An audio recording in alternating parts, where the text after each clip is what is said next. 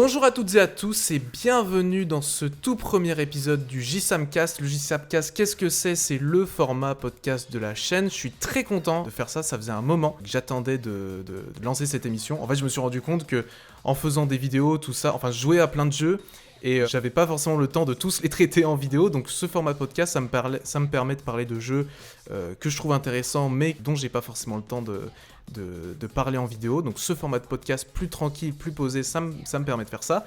Mais aussi ça me permet de faire ça avec des invités. Et aujourd'hui je suis très content d'avoir comme premiers invités Fabien et Nostalgeek. Comment ça va les gars ? Je t'en prie, Fabien.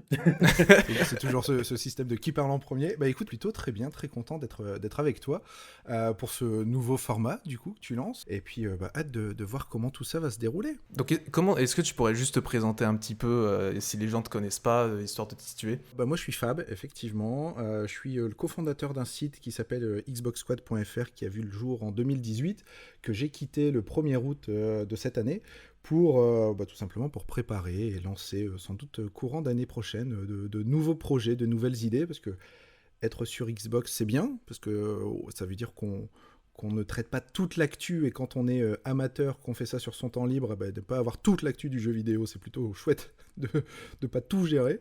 Mais voilà, il y a quand même des envies des fois de parler de Nintendo, de parler de PlayStation, donc on va essayer de lancer d'autres choses l'année prochaine, tranquillement. Ah, le teasing. Et puis toi, Nostalgeek, pour les rares personnes qui ne te connaîtraient pas, est-ce que tu pourrais te présenter ? Bon, rares, je pense qu'elles sont plus nombreuses que rares tout de même. Bonjour à tous, moi c'est Nostalgeek, je fais des vidéos sur le jeu vidéo. Si je devais le dire de manière schématique, ça serait ça. Mes passions sont l'histoire et l'histoire de l'art principalement. Donc j'essaie d'aborder autant que possible le jeu vidéo en tant qu'objet culturel inclus dans ce qui était avant une contre-culture et aujourd'hui une culture à part entière, d'en parler avec ce que je sais faire d'analyse d'historiographie et d'histoire de l'art. Et voilà, c'est un peu ce que je fais sur YouTube, sur Twitch et autres si affinités, et sur les podcasts d'autres personnes, d'autres créateurs talentueux sur le jeu vidéo. Donc merci de m'avoir invité, je suis très content d'être là. Et merci à vous, ça me fait très plaisir de vous avoir, comme je disais.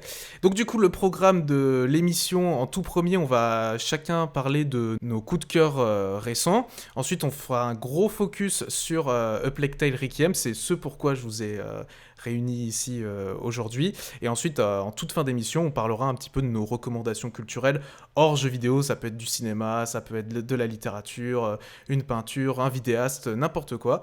Et donc du coup, je vous propose qu'on commence tout de suite par la première partie.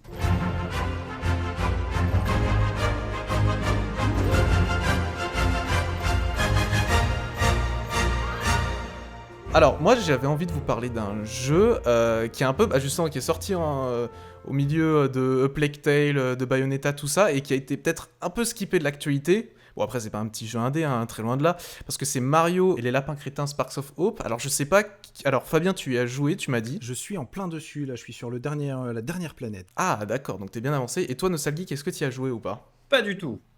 Ok. Et je vais essayer de te le vendre en tout cas, parce que non, ça a été un très gros coup de cœur. Je l'ai vraiment pris en me disant ça va être un jeu sympa, sans plus. Je suis pas très fan de tactical, et puis bon, les jeux Ubisoft depuis un certain temps, j'avoue que j'ai un peu de mal.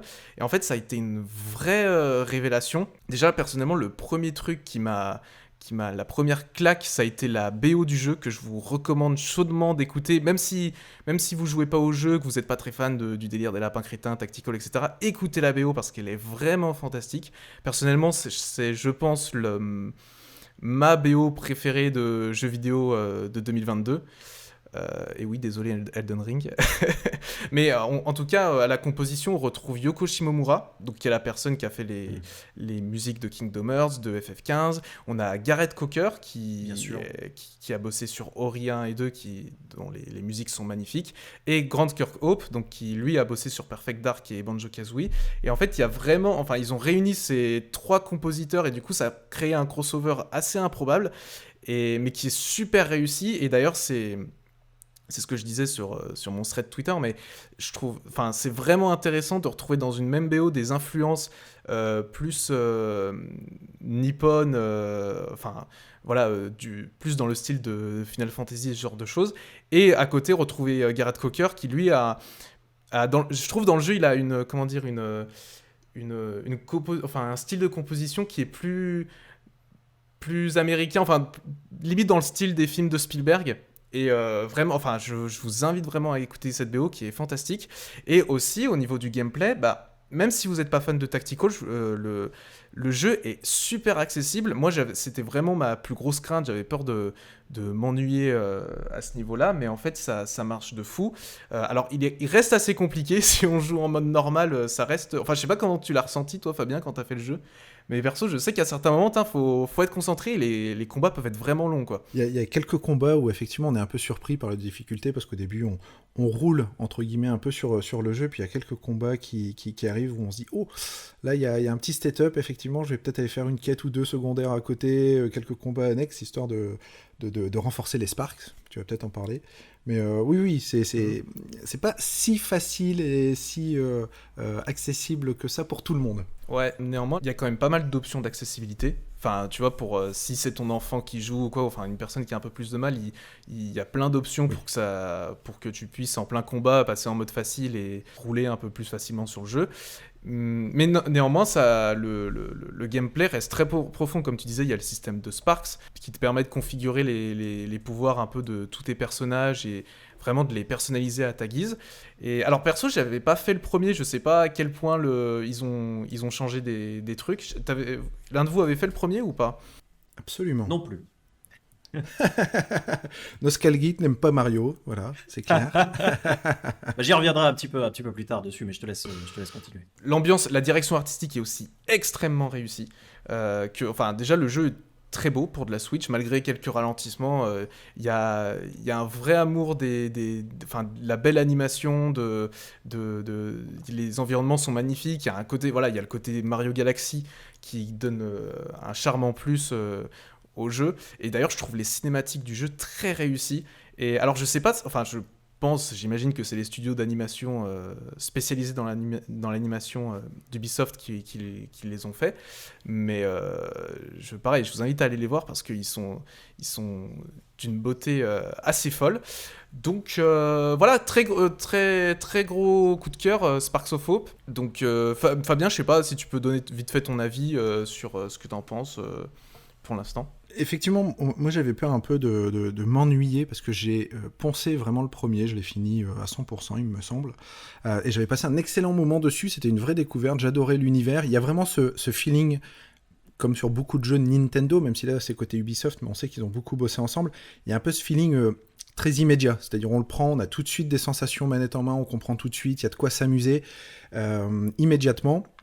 Et puis effectivement d'approfondir le gameplay. Donc ça c'est quelque chose qu'on retrouve et effectivement ils ont vraiment changé pas mal d'éléments, que ça soit sur les combats, que ça soit sur justement cette histoire qui nous emmène de monde en monde avec vraiment des décors très différents. Donc ils ont su véritablement renouveler ça, les Sparks. C'est une nouveauté aussi, c'est quelque chose qu'on n'avait pas dans le précédent. Donc beaucoup plus profond que le premier, mais on reste toujours sur cet humour, alors qu'il y a un humour. Les Lapins Crétins, c'est vraiment pas un jeu et une ambiance que j'aime habituellement. Mais avec Mario, ils sont un peu moins crétins que d'habitude et ça fonctionne bien, ça matche bien. Les deux univers arrivent vraiment à bien se marier. Il y a une espèce d'équilibre qui s'installe et qui fait que on se laisse guider en fait. On se laisse effectivement porter entre les cutscenes, entre les combats, les affrontements, les nouveaux boss, les nouveautés de gameplay qui nous permettent de revisiter les anciennes planètes. Donc, ouais, une belle surprise aussi, j'en attendais pas tant. Et toi, Nostalgie, est-ce que ça te donne envie d'y jouer ou pas? Enfin, est-ce que tu es intéressé par le jeu? Alors voilà, du coup pour apporter un peu de contexte au... Non, j'y ai pas joué, fermez-la. Je sais que c'est très bien, je sais que cette licence-là est exceptionnelle et croyez-moi que vous n'êtes pas les premiers à me le dire. Le dernier en date, c'était Gotos. Et je suis un grand fan, effectivement, des compositeurs que tu as cités et des bandes-sons de ces jeux. Et en fait, ceci dit, je suis tout nouveau dans cette appréciation du genre du tactical RPG. Alors, donc, j'ai découvert un petit peu cette année Triangle Strategy. Je suis en train de découvrir Tactics Ogre, qui sont, on va dire, un petit peu plus, qui s'inscrivent plus dans cette, comment dire, dans cette tranche peut-être serious business du tactical RPG. Et donc, je commence à trouver mes marques dans ce genre-là. Au-delà du fait que, comme je rejoins absolument Fabien sur le fait que l'univers Lapin Crétin, c'est pas du tout quelque chose qui me parle, donc ça m'a freiné, je dois dire, de ce point de vue-là. Mais je sais que c'est bien. Je sais que c'est très bien, et j'utilise d'ailleurs des éléments de ces jeux dans mes vidéos, c'est dire. Mais un jour, peut-être, voilà, avec plaisir. Ok, très bien. Mais tu vois, moi, ça m'a. Du coup, enfin, tu vois, quand j'ai vu Tactics Ogre, je vais y arriver, et Triangle Strategy sortir, je me suis dit, ah, est-ce que c'est pour moi et tout. Et du coup, là, le fait que j'ai apprécié le jeu, je me suis dit, bon, peut-être que je vais essayer, peut-être que je me laisserai tenter, même si, bon, Tactics Ogre, c'est un délire, quoi. Je pense qu'il faut être C'est plus vrai que accroché. Hein. peut-être, excuse-moi, je t'interromps, mais c'est vrai que Vas-y. peut-être en fait pour un public, j'imagine plus jeune aussi comme moi, n'a pas l'expérience du tactical, et vous me direz parce que je n'y ai pas joué. C'est vrai que Sparks of Hope peut être une sorte de porte d'entrée du coup. Ah oui, mais moi, je pense. Bah, ouais, c'est même sûr, c'est mon premier tactical RPG perso. Et j'ai vraiment passé un super moment dessus. Donc, ouais, ça peut être une très bonne porte d'entrée. Je le conseille pour les gens qui, voilà, sont pas sûrs, sont peut-être même un peu réfractaires au tactical. Du coup, je vous propose qu'on passe au jeu suivant. Bon, allez, je vais désigner. Fabien, est-ce que tu ne nous parlerais pas de Sekiro ?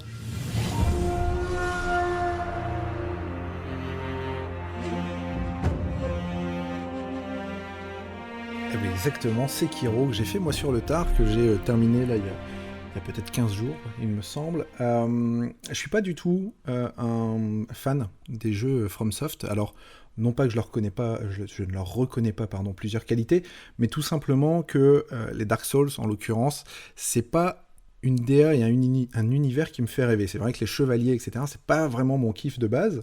Et on a en plus ce côté très lent dans les Souls qui m'avait toujours un peu fait lâcher la manette assez rapidement, plus que la difficulté. Et sur Sekiro, ça faisait un moment que je lorgnais dessus parce que on a toujours cette approche From Software hein, de jeux réputés difficiles, je dirais plutôt exigeants d'ailleurs que difficiles. Regardez la vidéo de Nostalgeek sur qui est le mythe de la difficulté. Mais toujours est-il que effectivement l'univers, on est plutôt sur quelque chose de dynamique, c'est-à-dire que Sekiro, on y incarne un samouraï. Et on y retrouve finalement un peu les sensations qu'on peut voir dans certains mangas ou des choses comme ça, où on va avoir des actions qui sont très vives, où il va falloir exécuter des mouvements très rapides, il va falloir comprendre les patterns des boss, etc. Bon, bref, je pense que tout le monde connaît à peu près FromSoft. Mais j'ai été absolument ébahi par ce jeu, que ça soit la direction artistique, qui est absolument superbe. On a des paysages qui sont magnifiques, on progresse là aussi d'une région à une autre, entre guillemets, de cette grande ville, qui, très sincèrement, ne cesse de se renouveler sur la partie décor. Sur les boss aussi, ça va vraiment crescendo. On commence, on se dit, ah bah tiens, c'est pas très compliqué, en fait, c'est plutôt easy. Puis évidemment, FromSoft c'est mettre des boss qui nous mettent des claques tout de suite dans la tête. Et donc ça calme et on redevient un petit peu humble en se disant d'accord, je vais apprendre, ça marche, je vais y aller petit à petit. Et donc c'est une sacrée découverte parce que c'est la première fois que véritablement j'intègre, on va dire, la science From Software au niveau des jeux. Encore une fois, les anciens m'étaient tombés des mains à cause de cette lenteur. Là, on est sur quelque chose de beaucoup plus rapide. Et il y a quelque chose que je trouve merveilleux dans les Sekiro, si vous n'y avez pas joué, si ça vous fait peur, si vous vous dites non, c'est pas pour moi, il y a quelque chose que je trouve merveilleux, c'est que From Software a une vraie science de la faille.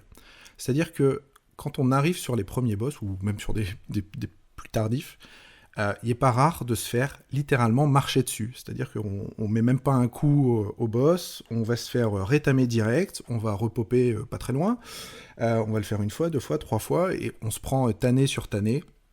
Et donc on se dit, bon, bah, celui-là, je ne sais pas du tout comment je vais m'y faire. Puis généralement, on va dormir, un peu déçu, en se disant qu'on est nul. Et on y revient. Et cette science de la faille, c'est le fait d'être à un moment capable de montrer aux joueurs où on peut progresser sur un boss, où on peut attaquer. Qu'est-ce qu'il y a à comprendre comme pattern en fait? Et c'est ça que je trouve formidable. Je ne sais pas si vous avez joué l'un et l'autre à Sekiro, ou peut-être à d'autres jeux FromSoft. Alors moi j'ai fait Tu parlais d'Elden Ring. que Elden Ring perso, j'ai commencé par là. Je ne sais pas si on retrouve ça, puisque je ne l'ai pas encore fait non plus, Elden Ring. Du coup, si je puis me permettre... Mais je t'en prie. From Software, bon voilà, studio de cœur dont j'ai fait à ce jour, alors tous les jeux qui ont été produits par Hidetaka Miyazaki, hein, parce qu'il y avait d'autres licences, notamment Armored Core, qui venaient de ce studio à l'époque où, avant que comment dire, le studio se réoriente sur les jeux de Miyazaki du coup. Du coup, j'ai fait tous les jeux de cette ère-là, et tu as très très bien résumé, je trouve, Fabien, cette science de la faille, comme tu l'appelles, et puis cette manière de te rendre... Enfin, je paraphrase totalement ce que tu viens de dire, tu m'excuses, mais cette manière de te foutre des baffes, clairement, et après de te donner non seulement envie de reprendre la manette, et de te guider presque de façon irrésistible vers une compréhension, vers une intégration des systèmes, et c'est cet aspect d'apprentissage des mécaniques de jeu qui est juste fou, et qui est effectivement sur un jeu qui ne permet pas forcément une grande diversité de builds comme Sekiro, contrairement à Dark Souls, contrairement à Elden Ring, où on peut littéralement casser le jeu avec des builds de magie, par exemple, dans Elden Ring ou autre. Sekiro, c'était vraiment pour moi, et pour beaucoup, hein, l'accomplissement ultime de cette, encore une fois, je le redis, cette science de la faille, comme tu as si bien dit, et peut-être le jeu le plus équilibré, du coup, de Miyazaki et de From Software, de ce point de vue-là. C'est-à-dire qu'on a une formule qui fonctionne presque parfaitement en termes d'apprentissage, je trouve. Et voilà, Sekiro, c'est un chef-d'œuvre, hein, je trouve. Hein. Ah bah, je ne te contredirai pas là-dessus, et d'autant que sur cette partie faille, ce que je trouve absolument fantastique, c'est qu'ils arrivent à l'enseigner de manière très différente. C'est-à-dire qu'il y a des boss sur lesquels la faille, elle va être entre guillemets mélodique. Il y a un tempo, il y a un rythme qui va s'enclencher au niveau des contres qu'il va falloir mettre en place. Il y en a d'autres, ça va être visuel, ça va être des attitudes, des moves qui sont faits par les boss et qu'on va identifier, sur lesquels on va se dire là je peux me précipiter dessus, c'est maintenant qu'il faut que j'attaque. Et il y a vraiment quelque chose qui se renouvelle en permanence. On va devoir attaquer, on va devoir défendre, on va devoir contrer en fonction des boss. C'est vraiment pas juste allez, je me casse les dents et je brise mon épée sur l'adversaire. Non, il faut qu'il y ait cette espèce de réflexion, prendre un peu de hauteur, de regarder ça un peu de loin. Et à un moment, on comprend, on se dit là j'ai vu quelque chose, j'ai entendu quelque chose, j'ai su le toucher, il faut que j'arrive à reproduire ça. Et on y va, et on apprend. Et il y a quelque chose d'extrêmement satisfaisant dans cet accomplissement au fur et à mesure des heures qui passent et des boss qu'on arrive à vaincre, sans mentionner, alors, tu n'en as pas parlé, mais la scénographie du jeu est absolument fantastique. Il y a plein de moments où effectivement on est pris... Enfin voilà, on enrage, on a envie d'y aller, on a envie vraiment de mettre toute son énergie dans cette aventure-là, et d'aller régler ses comptes avec qui de droit. Et c'est absolument fou, j'ai plein de souvenirs de l'expérience qui vont me rester, je pense, de nombreuses années. Si je puis extrapoler juste un petit peu, vu que bon, c'est un studio que je côtoie dont je côtoie les jeux depuis quelques années, et des expériences des joueurs que j'ai pu récolter à droite et à gauche, c'était pas nécessairement toujours Sekiro, mais il y a eu en fait il y a beaucoup d'analystes US qui vont appeler ça le click. C'est le moment où le jeu va cliquer avec toi. Et c'est marrant. Ce que je trouve très drôle, ce que je trouve curieux, c'est que pour beaucoup, le jeu sera différent. Il y a énormément de gens qui ont cliqué en fait avec ces jeux qui n'aimaient pas du tout, même Sekiro qui n'ont pas du tout accroché, qui ont cliqué avec Elden Ring. En France, on a énormément de créateurs et créatrices de contenu qui ont commencé à Elden Ring et qui sont par la suite revenus sur d'autres expériences, dont Sekiro, et qui les ont beaucoup plus appréciées de ce point de vue-là. Pour d'autres, ça a été Dark Souls, pour d'autres, ça a été Bloodborne. Et je trouve ça vachement, vachement remarquable qu'un jeu puisse à ce point parler aux gens et avoir effectivement ce clic. Et une fois que tu as débloqué cette partie de ton cerveau, si je puis me la jouer un peu Matrix, eh bien ça t'ouvre un univers de jeu et de science du game design qui est quand même assez formidable, je trouve. Ok, bah ça me rend très curieux ce que vous dites, parce que Sekiro il fait partie de ces nombreux jeux Steam qui sont au fond de ma bibliothèque et que j'attends de lancer depuis un moment, parce que voilà, j'attends le bon moment. Mais ouais, tout ce que vous dites sur la différence qu'il y a avec les autres Souls et comment il aborde différemment la formule, je suis très curieux. Honnêtement, ça me donne envie de le lancer là. Formidable. Mission réussie. Non, mais il y en a tellement que... Ouais, moi j'ai commencé par Elden Ring et j'avoue que j'osais pas lancer les autres avant, mais c'est vraiment une grosse lacune que j'ai, et les Souls, et donc faut que je me rattrape. Bon, on ne peut pas avoir joué à tout, hein. Ah oui, non mais après, bien sûr, évidemment. Donc on passe au dernier jeu, donc celui de Nostalgeek. Nostalgeek, tu voulais nous parler d'un certain survival horror qui s'appelle Signalis. Tout à fait. Alors, vu qu'il vient de sortir, je ne vais peut-être pas le spoiler dans ses thématiques assez larges, dans son scénario ou autre. Sachez seulement qu'il est sur le Game Pass, que vous pouvez donc l'obtenir relativement facilement. Je crois il est sur Steam également, pour le modique prix de 20 euros, je crois. C'est un jeu duquel je n'attendais rien du tout. Vraiment, j'avais pas vu de trailer ou autre. J'avais juste vu cette espèce d'artwork avec un œil qui nous fixait, et je me disais, ah, en termes de pixel art, c'est sympa. Et donc j'ai checké ça en stream il y a quelques temps, et je le range un petit peu dans ces jeux indés qu'on voit débarquer ces dernières années. Enfin, j'ai énormément pensé à Tunic également dans cette catégorie-là. Je ne sais pas si elle aura du sens pour vous ou pour les gens qui nous écoutent, mais des jeux qui clairement sont une rencontre d'influences relativement culte, mais les influences sont très très claires. En l'occurrence, on a du Resident Evil, on a du Silent Hill 2, on a un petit peu de Metal Gear Solid aussi, même dans la structure des niveaux. On a, sur les thématiques, on a du Nier, enfin du Yoko Taro, on a du Blade Runner, etc. Des choses qui sont très très évidentes, mais le jeu en est conscient, et le jeu se débrouille pour créer un équilibre entre ces influences-là, pour faire quelque chose, je dirais pas forcément de fondamentalement original, mais de passionnant. Et du coup, c'est un jeu... Allez, si je devais résumer en quelques mots, c'est un Resident Evil old school. En gros, avec la même vue de dessus, des caméras relativement fixes, des munitions et un stuff, des items limités, de la gestion d'inventaire, et un univers science-fiction. Enfin, science-fiction comment dire, sur une planète extraterrestre, j'essaie de pas trop en dire, avec un contexte de gouvernement totalitaire, etc. Des réplicas, enfin ils appellent ça les réplicas, donc des androïdes. Bon, voilà. L'ambiance, rien que pour l'ambiance, le jeu vaut le coup. Il se fait en 7-8 heures. C'est une des meilleures expériences auxquelles j'ai joué cette année. Et bien entendu, elle ne va pas révolutionner le monde du JV. Et ça, je tiens à insister là-dessus. Il n'y a rien de fondamentalement nouveau, rien qui va réinventer la roue, mais il y a une sorte d'équilibre et d'amour pour le genre du survival horror rétro, si j'ose dire, et pour cette esthétique, c'est juste un plaisir. Voilà. Mais je suis très fan, je regarde du gameplay là au passage, je suis très fan de l'ambiance graphique. En fait, tu sais, j'avais un peu peur quand je voyais les premières images, j'avais un peu peur du côté pixel art classique, entre guillemets. Et en fait, il y a il y a un rendu un peu PlayStation 1, tu sais, un peu comme les D-Make qu'on voit. Et ouais, Et d'ailleurs, ça, beau. effectivement, je voulais le dire, je l'ai pas dit, le jeu, et ça, c'est pas un spoiler dans la mesure où c'était dans les trailers, le jeu va par moment complètement shifter votre perspective, va vous mettre à la première personne. Ok. Et va vous... Mais des fois, sans que vous vous y attendiez, de manière tout à fait surprenante, il va vous changer d'environnement, vous faire incarner un autre personnage dans un autre endroit. Et c'est toujours très... Ouais, encore une fois, surprenant et toujours très très bien senti, ultra intriguant. Franchement, jouez-y, voilà.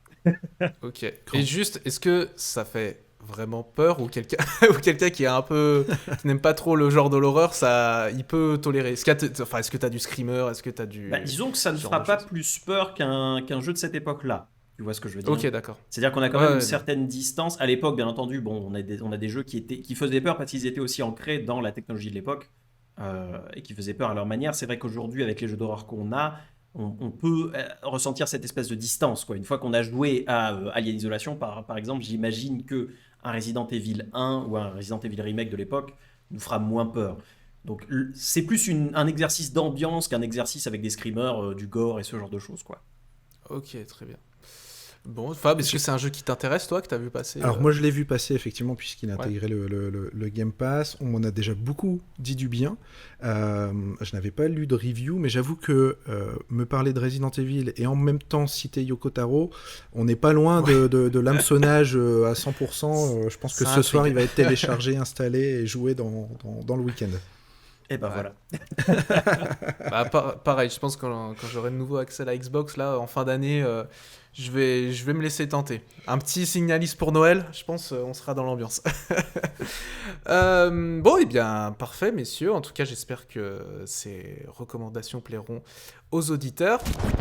Yo, c'est Jissam du montage qui vous parle. Je vous préviens juste, parce que j'ai complètement oublié de prévenir pendant l'enregistrement du podcast, on va spoiler A Plague Tale Requiem salement. Donc si vous êtes intéressé par le jeu et que vous ne voulez pas connaître l'histoire, je vous conseille de skipper cette partie et d'aller directement au reco culturel.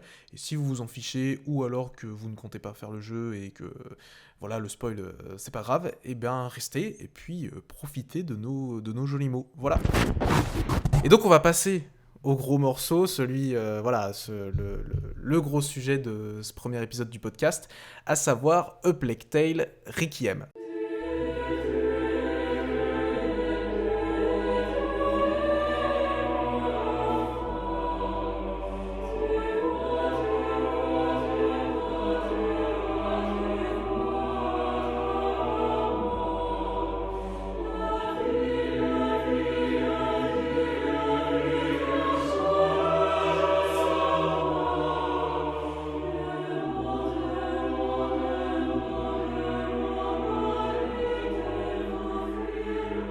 Donc, A Plague Tale Requiem, c'était un jeu qui était extrêmement attendu parce que Innocence, ça a été un gros coup de cœur pour beaucoup de gens. Et du coup, avant qu'on commence à parler de ce deuxième épisode, vous, c'est quoi votre rapport au premier épisode, à Innocence? Nostalgique, si tu veux commencer. Mon rapport à Innocence, quel est-il?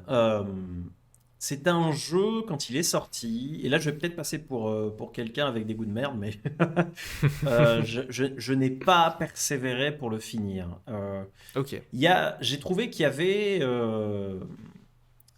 allez, aux trois quarts du jeu, un moment où la narration ralentissait un petit peu, à mon goût, et c'était peut-être une période de ma vie où j'avais plus envie d'expériences qui bougeaient un petit peu plus, qui étaient un petit peu plus rythmées, ou tout simplement qui étaient plus du côté blockbuster pour cette typologie de jeu très narratif, avec un peu d'infiltration, etc. Du coup, voilà, j'avais pas plus persévéré que ça. J'étais content de l'avoir touché parce qu'effectivement c'était un studio bordelais. À l'époque j'habitais à Bordeaux. Euh, euh, et j'ai décidé de le refaire cette année en stream, quelques mois avant la sortie de Requiem. Et effectivement, j'ai pu à ce moment-là véritablement apprécier ce qui nous était offert. Et cette histoire vraiment touchante, c'est ça que je retiendrai finalement, hein, c'est cette narration vraiment touchante de cette relation qui se noue entre Amicia et son frère Hugo. Chose très intelligente d'ailleurs dans la narration, je trouve, le fait de faire en sorte qu'ils ne se connaissent pour ainsi dire pas au début du jeu. Et donc qu'on peut voir vraiment tout le spectre de cette relation qui évolue entre la fratrie. J'ai trouvé ça très très intéressant et c'est un jeu que j'ai eu beaucoup de plaisir à faire, voilà, sans plus en dire parce qu'après on va élaborer. Oui, ouais. Donc Requiem, tu l'attendais comment? Tu t'es hypé ou alors t'attendais que ça arrive? Enfin, c'était quoi ton attente par rapport à Requiem? J'étais hypé, j'étais hypé parce que je voulais avoir la suite de l'histoire. Encore une fois, je le trouvais Ouais. pas exceptionnel. Je le disais dans ma vidéo, c'est pas un jeu qui m'avait particulièrement accroché sur ses mécaniques et sur son gameplay parce que je le trouvais quand même. Enfin, encore une fois, on parle d'un jeu double A hein, à l'époque avec un scope aussi. C'était, je le devine, une petite aventure hein, pour Asobo, petite aventure euphémisme bien sûr, Mhm. que de donner vie à un jeu quand même de cette trempe. Avec un budget pareil, je crois qu'on est sur 10 millions d'euros, ce qui n'est pas grand-chose, qu'on se le dise, à l'échelle du jeu vidéo. Euh, oui, enfin, j'en garde un bon souvenir et j'étais modérément hypé, donc je comptais effectivement tester le second. Et j'ai été, bon, on y reviendra, mais j'ai été assez surpris, comment dire, surpris dans le bon et le mauvais sens du terme sur certains détails sur le second, mais il n'y avait rien qui pouvait me préparer en fait à un changement pareil. Voilà. Ok, très bien. Parce que moi, à titre personnel, le Plague Tale Innocence, donc je l'avais pris quoi, 2-3 mois après sa sortie. Et bon, je connaissais son statut. Comme c'était un double A, j'avoue que je me disais, bon, ce sera bien, mais faut pas que je m'attende à un truc de fou. Enfin, voilà. Pour moi, c'est quelque chose de sympathique. Et en fait, gros coup de cœur. J'ai adoré le jeu. Je pense, honnêtement, c'est l'un de mes jeux narratifs, enfin, l'un de mes jeux du genre préférés. Et en plus, je l'ai fait dans des conditions particulières. Enfin, c'est-à-dire que tout. Enfin, d'habitude, quand je fais un jeu, moi, j'y joue, je passe 3 jours dessus et ensuite, voilà, je l'ai terminé, je l'ai rushé. Là, c'est vraiment un jeu où j'ai pris le temps, où tous les soirs, je faisais un chapitre ou deux, pas plus, je me plongeais dedans, vraiment, enfin, très immergé. Et ouais, c'est un jeu pour lequel j'ai beaucoup d'amour. Même, je pense, là, je l'ai parfait depuis sa sortie. Je pense même que je l'ai peut-être un peu fantasmé. Peut-être que si je le refais, je me dirais, ah, il y a peut-être quelque chose qui vont pas. Mais pour les mêmes raisons que toi, l'écriture, la relation entre Amicia et Hugo, j'ai trouvé très réussi. Enfin, pour moi, c'est un jeu qui, en termes d'intention narrative, rivalisait avec une production Naughty Dog. Donc, peut-être pas sur l'aspect technique, parce que forcément, c'est pas les mêmes budgets, mais j'avais aussi adoré tous ces passages avec, je crois que c'était l'inquisiteur Nicolas, enfin, où c'était ce mec qui te poursuivait un peu comme un Terminator, et je trouvais que ça ajoutait une tension de folie, et ça m'avait vraiment marqué. Donc, ouais, j'avais donc une très grosse hype pour ce Requiem. Toi, Fabien, je crois aussi que c'était un jeu que tu avais apprécié, non? Ou je dis peut-être une connerie. Tu dis peut-être une connerie. Ah mince. Non, je suis plutôt sur le premier run de Nostalgeek, dans le sens où Ok. moi je l'ai découvert effectivement avant sa sortie. On suivait l'actualité autour du jeu, et donc quand il est sorti, je me suis un peu précipité dessus. Je savais qu'évidemment c'était un double A, et j'avais surtout des attentes sur le côté gameplay. C'est-à-dire que je savais que c'était un jeu narratif, mais j'espérais qu'Asobo allait savoir proposer des idées, une identité d'un point de vue gameplay. Alors sans dire de révolutionner le jeu vidéo, mais quelque chose qui lui était propre. Et c'est pas ce que j'ai trouvé dans Plague Tale Innocence. C'est vrai que on est sur un jeu qui s'est extrêmement concentré sur la narration, sur son histoire, sur ce qu'il voulait raconter, au détriment, j'estime, de ce qu'il peut faire vivre aux joueurs manette en main. C'est-à-dire que l'émotion et les sensations qu'on pouvait ressentir, pour moi, passaient beaucoup plus sur ce qui était entendu et vu que ce qui était vécu au bout des doigts. Et c'est quelque chose qui m'a un peu frustré, effectivement, sur le premier. Du coup, j'avais quand même pas mal d'attentes sur la suite, parce que la narration était déjà plutôt aboutie sur le premier. Ensuite, parce que c'était un studio français, hein, évidemment, il y a un peu de chauvinisme là-dedans. Et parce que le step-up qu'ils avaient fait sur la partie technique, qui est, on y reviendra quand même, incroyable pour une si petite équipe et si peu de budget, j'espérais qu'effectivement ils aient aussi pu step up sur la partie gameplay. Donc Okay. j'avais des attentes relativement élevées sur cette suite, en imaginant que c'était celle qui allait me faire basculer sur ça y est, j'aime A Plague Tale. Mais d'ailleurs, chose que j'ai oublié d'évoquer, mais je pense que si autant de gens l'ont aimé aussi à l'époque, c'est parce que et que ça a été un gros coup de cœur, c'est parce que, comment dire, tu vois, il y a ce côté double A, ça faisait que on était plus attaché à lui qu'un truc plus mainstream comme un The Last of Us ou un God of War ou quelque chose comme ça. Je pense que les gens l'ont beaucoup plus chéri, tu vois. Beaucoup de monde l'a chéri parce que c'est quand même quelque chose d'accessible, c'est une formule qu'on connaît, mais en même temps, tu vois, c'est pas du niveau d'un triple A, donc les gens ont envie de le partager, ont envie, et je pense que c'est pour ça que le premier jeu a finalement un très bon bouche à oreille. Il a une Euh, énorme aura. Oui, bah en fait, je voulais peut-être capitaliser sur ce que vous avez dit tous les deux. Déjà, je suis totalement d'accord avec Fabien. Et ensuite, je pensais encore une fois à Gotos. Bon, il m'excusera, je lui enverrai un chèque à la fin de ce podcast, mais euh, parce on a pas mal communiqué pendant la période de review du jeu, et lui il n'a pas du tout en fait apprécié ouais. Requiem, parce que effectivement il regrettait c'est peut-être un tout de scope général, mais aussi le fait que le jeu soit plus personnel, plus proche de ses personnages, du fait peut-être d'un corollaire du gameplay plus limité, du budget pardon plus limité. que c'était effectivement un jeu qui suivait de plus près ces personnages, de plus près les histoires qui y étaient racontées. Et c'est peut-être effectivement un corollaire du manque de moyens, un corollaire d'une histoire qui se veut plus personnelle, et peut-être quelque chose qui a été, selon lui, en tout cas c'est le cas, perdu pour Requiem, quoi. Eh ben, tu me fais une transition fantastique. Justement, je voulais un peu qu'on parle de ce changement de scope. Mais du coup, ouais, ce changement de scope, comment est-ce que vous l'avez vécu? Parce que donc, Fabien, c'est vrai que par message, avant qu'on fasse le podcast, tu me disais que ça restait un double A. Mais il faut quand même avouer que, et c'est, je pense, là quand même l'exploit d'Asobo, c'est qu'ils ont réussi à lui donner un vrai aspect triple A. C'est-à-dire que quand je Plague Tale, je me dis pas, ça manque de moyens, quoi. Donc vous, comment est-ce que vous l'avez vécu ce changement-là? Donc le fait que ce soit plus ouvert, que techniquement ce soit plus réussi, mais aussi tous les défauts que ça peut amener, notamment en termes de rythme, etc. Bah, Fabien, si tu veux commencer, comment est-ce que toi tu l'as vécu? Alors, je pense que c'est important de faire un tout petit pas de côté, juste pour effectivement parler 2 secondes du double A, triple A, parce que c'est des termes qu'on entend souvent et qu'on maîtrise pas nécessairement, ou qu'on comprend pas, ne serait-ce Ouais, que tout à ça fait. nécessairement. Et c'est en fait tout simplement lié au budget du jeu, à la taille des équipes, au temps de développement, etc. Donc c'est vraiment quels moyens je mets en face de mon jeu pour pouvoir le développer, concrètement, si on veut simplifier. Les AAA, c'est les plus grosses productions, c'est des dizaines, voire des centaines de millions de dollars qui sont mis pour la production, c'est des centaines de personnes, voire des milliers de personnes qui vont prendre part au développement, et c'est pas le cas, effectivement, de ce Plague Tale Requiem. Plague Tale Requiem, on parle d'une équipe core, donc quand je dis équipe core, c'est l'équipe chez Asobo, hein, c'est l'équipe principale de 70 personnes. Évidemment, il y a des studios annexes qui viennent et qui partent au fur et à mesure de l'avancée du développement, qui viennent aider sur des assets graphiques, qui viennent aider sur des séquences cinématographiques, sur des animations, ou peu importe. Bref, c'est une équipe de 70 principale qui ne bouge pas, et par contre, on a des studios à côté qui viennent. Et donc, on est sur un budget qui est clairement pas celui d'Uncharted ou de Last of Us ou des gros mastodontes du genre. Je reviens rapidement sur ce que tu disais, c'est-à-dire que quand on joue à Plague Tale Requiem, on a l'impression d'être face à un triple A.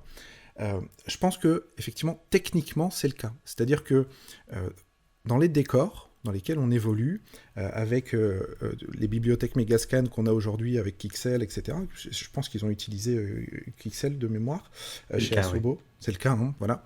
Oui, on a des rendus qui sont absolument saisissants. C'est quasiment photoréaliste. C'est de la technique pure, c'est-à-dire c'est des bibliothèques de textures, d'assets qui sont à disposition et que tout à chacun peut utiliser. C'est-à-dire que demain, tu prends l'Unreal Engine 5, tu dis bah vas-y, moi je vais lancer mon jeu, tu peux utiliser les mêmes textures puisque c'est effectivement disponible dans la solution.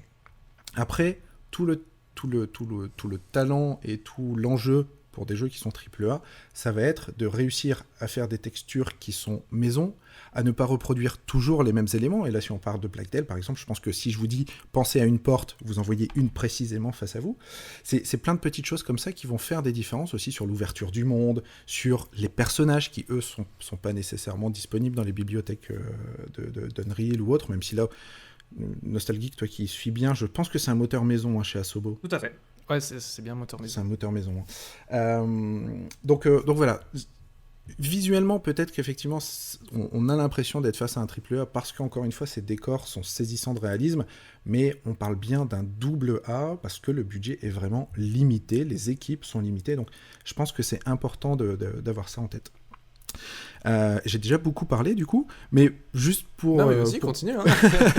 pour répondre à ta question, de ce fait, est-ce que moi le changement de scope véritablement m'a perturbé ?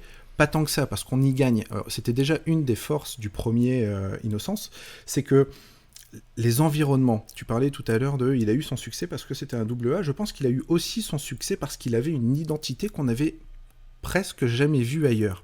On parle du Moyen-Âge, on est dans le sud de la France, ouais. C'est quelque chose qu'on retrouve peu, voire pas du tout dans le jeu vidéo, et de ce fait, eh ben, c'est plus des grands buildings, c'est plus des grandes forêts tropicales, on est loin de ces deux éléments-là, on est sur quelque chose de tout à fait différent, une temporalité différente, qui tombe pas en plus dans le cliché de ce qu'est la période. donc du Moyen-Âge. C'est pas, tout n'est pas tout noir, les gens sont pas sales et dégoûtants, on n'a pas l'impression d'être face à un mauvais cliché des visiteurs. On a quelque chose qui est bien travaillé, on a quelque chose qui est vraiment, vraiment plaisant. Et donc, d'arriver comme ça avec un setup au niveau moyen, ça permet de faire des décors encore plus beaux. Enfin, moi, s'il y a quelque chose qui m'a porté tout au long de l'aventure, c'est les décors, c'est magnifique. Les textures, les maisons, les forêts, les couchers, enfin plutôt les lunes, la mer, les reflets. Il y a plein d'endroits où on s'arrête, on fait « wow ».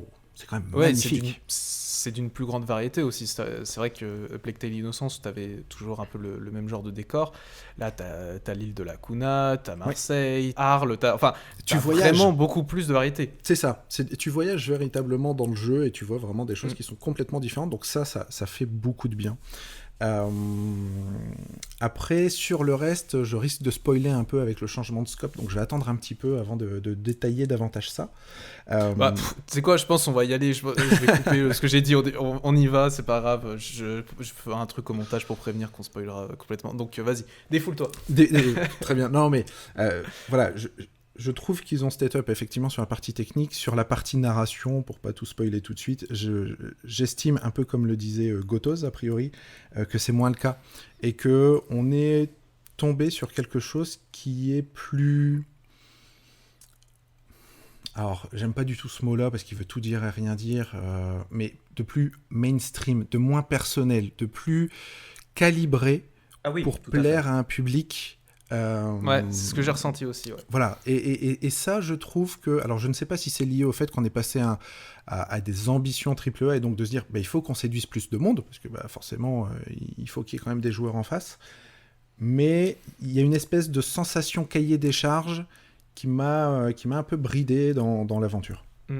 Je te passe la parole après Nostalgeek, mais je voulais juste aborder ce point-là, justement. Moi, je trouvais que l'une des grandes forces d'Innocence, en tout cas le souvenir que j'en ai, ça fait 4 ans maintenant que j'ai pas fait le jeu, mais c'était en termes de rythme. Je trouvais que le jeu était clair, t'avais 10 heures, enfin, il durait 10 heures, ça allait droit au but, ça ne s'essoufflait quasiment jamais, et là, au contraire, tu vois, pour moi, il y a eu un effet un peu... The Last of Us partout, à savoir, on te met dans des grandes zones, on te met des grandes phases d'infiltration, et en fait, le jeu veut peut-être en faire trop, et il y avait des grands passages où vraiment je trouvais ça un peu lourdingue, et j'avais vite envie de passer à autre chose. Je sais pas si ce que tu l'as ressenti aussi, Nostalgeek, ce côté-là. Alors, je commencerai en disant que ma vidéo a failli s'appeler le complexe Naughty Dog. Ok. Voilà. C'était le titre pendant quelques jours. Après, je me suis dit, bon, c'est peut-être un petit peu... Je vais me prendre une vague de fanboys, ça va pas le faire.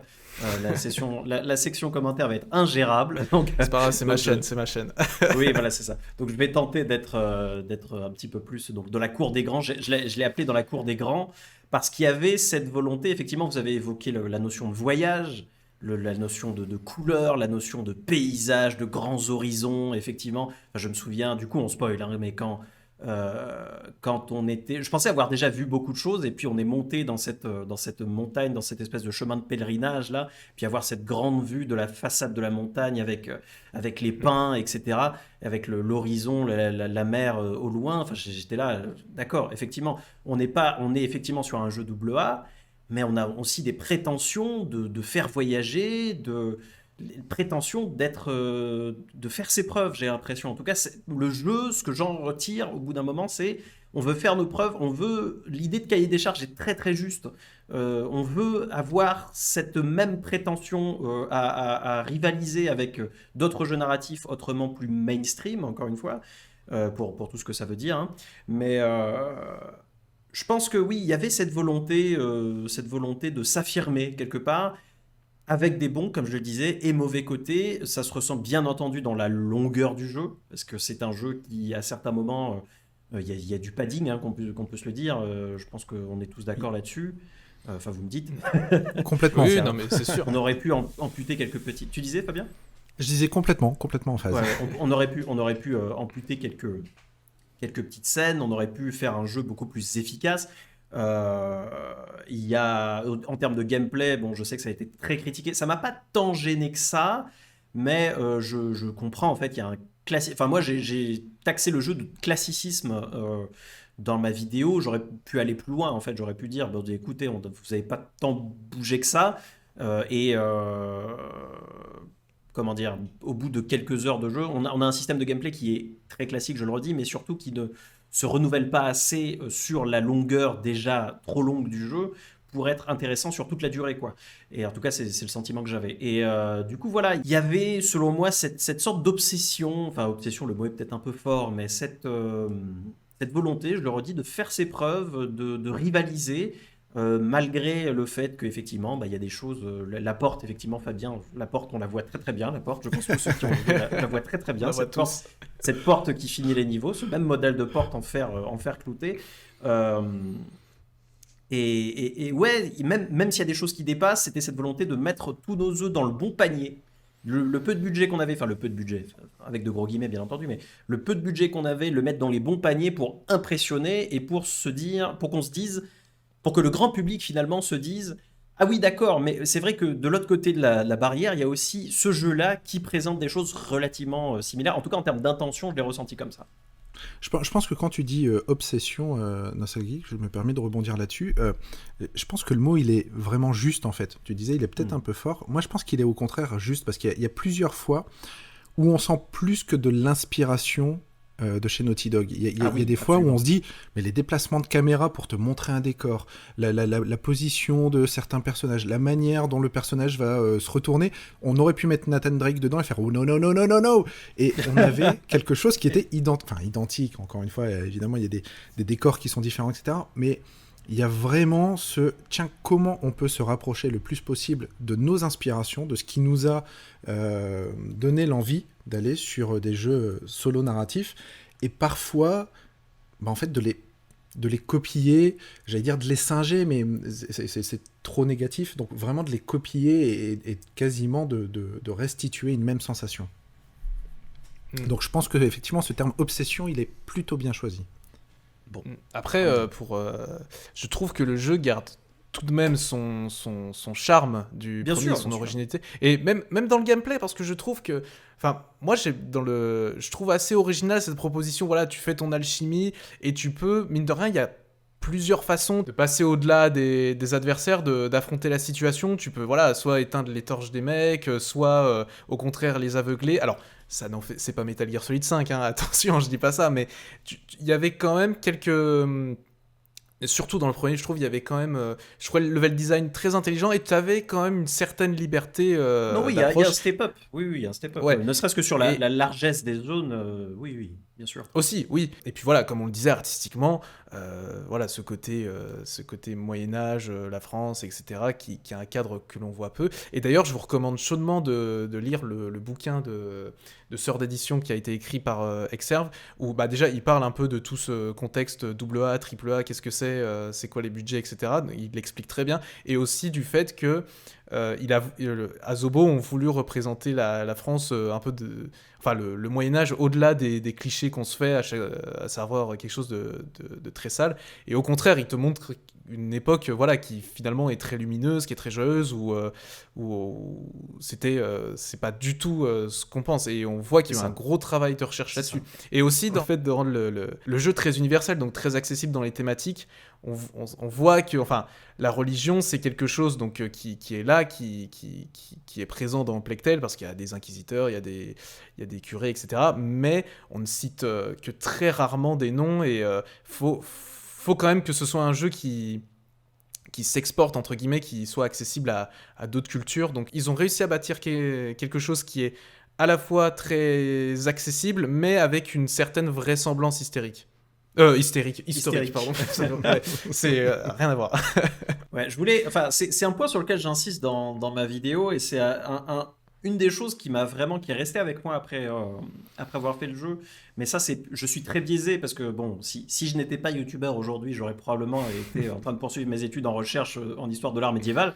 Donc c'est vraiment des thématiques qui me parlent, et ce mythe très romantique du Moyen-Âge comme âge sombre, comme âge. Effectivement, il y avait la peste noire, mais de se dire qu'en fait, vu qu'il y avait la peste noire, bah, il faisait constamment nuit dans l'univers. En France, il faisait constamment nuit et le monde entier, c'était juste des petites ruelles avec des rats, etc. Alors que non. Non, non, non. Et de ce point de vue-là, bah, c'est vrai qu'on est sur un jeu qui est. Alors, réaliste, c'est difficile de le dire, mais un Moyen-Âge plus Oui, coloré. c'est pour ça que j'ai dit vraisemblance. Enfin, tu vois, je disais pas vraisemblance, c'est le mot réalité. juste, effectivement. Un Moyen-Âge plus coloré, j'ai beaucoup aimé en fait la Kuna parce qu'on avait des célébrations païennes, mais des célébrations saisonnières, très colorées avec beaucoup de fleurs, etc. Et là, c'est vrai que pour beaucoup, je pense, qui n'ont pas forcément comment dire, qui sont sur cette vision qui est encore tenace du Moyen-Âge comme âge sombre et où tout le monde était malade, où il y avait beaucoup de rats, etc. Bah, ça va en surprendre quelques-uns, je pense. Et ça, c'est bien. C'est Ouais. bien. Parce que en fait, c'était cette pensée à la Renaissance. Je ne vais pas vous faire un cours d'histoire, mais cette pensée à la Renaissance où il fallait créer une rupture et de se dire aujourd'hui, à partir de maintenant, dans l'histoire de l'humanité, c'est le moment des Lumières, c'est le moment où on est illuminé en quelque sorte. Et du coup, ce qui était avant, bah, on s'en fout un petit peu et on va faire croire, je schématise beaucoup, mais on va faire croire que c'était sombre et que c'était obscur, c'était l'obscurantisme, c'était les sectes, c'était le satanisme et autres joyeusetés, alors que pas du tout. Du coup, je vous propose qu'on passe à l'autre section concernant Plague Tale, à savoir donc l'histoire, l'écriture, c'est pour ça qu'on vient finalement quand on joue au jeu. Est-ce qu'elle vous a plu finalement cette histoire? Est-ce que ça a répondu à vos attentes? Ou au contraire, est-ce que comme le changement de scope sur certains points, ça vous a un peu perdu? Fab, si tu veux commencer. Très bien, pas de souci. C'est une question qui est compliquée dans le sens où il y a vraiment des éléments qui m'ont plu et d'autres qui m'ont déçu. Si je devais résumer ça, je pense que le gros point fort, à mon sens, du jeu reste la relation Amicia-Hugo et surtout le fait de mettre Hugo au centre un peu de l'histoire dramatique, parce qu'au final ça reste un gamin, ça reste vraiment un enfant qui a encore un regard naïf sur plein de choses et qui, comme dans le premier, est plongé vraiment au cœur de quelque chose qui est assez immonde, qui le dépasse très largement, où on veut le manipuler, où on veut l'utiliser à des fins que lui ne comprend même pas tout à fait et surtout qu'il ne souhaite pas suivre. Et donc, ça c'est une grosse force du jeu, parce que même si des fois on a envie de parfois lui mettre des claques dans les séquences de gameplay sur le premier, sur Innocence, sur Requiem, on n'a plus cette approche-là et on est attaché. Finalement, on s'attache véritablement à Hugo.